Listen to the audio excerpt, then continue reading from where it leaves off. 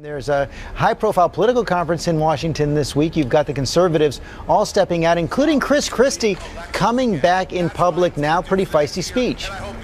Yeah, and this is something of a Woodstock for conservatives, the biggest gathering we'll see this year of conservatives and potential Republican presidential candidates. And I'll tell you, day one looked a lot like a beginning of a comeback for Christie.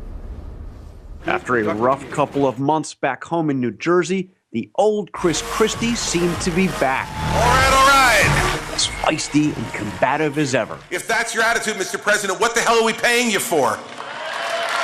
Christie, seen by some conservatives as too moderate, and I hope you'll join me. Thank you very much. Wasn't even invited to this conference last year, but this time received a warm reception at a gathering featuring a who's who of potential Republican presidential candidates. But this is really the crowd for Tea Partiers like Ted Cruz and his brand of no-compromise politics. We need to repeal every single word of Obamacare.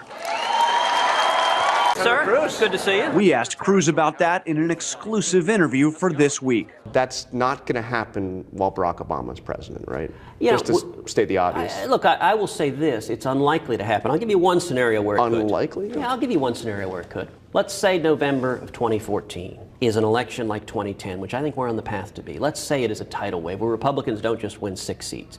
They win 10, 11, 12 seats. There's a possibility of that. A pretty remote possibility there, George. CPAC continues today. They'll be hearing from Rand Paul, another leading Tea Partier and all but certain presidential candidate. We'll also be hearing from him on Sunday on This Week. That's right. You're talking to all of them. We'll have a lot more Sunday on This Week.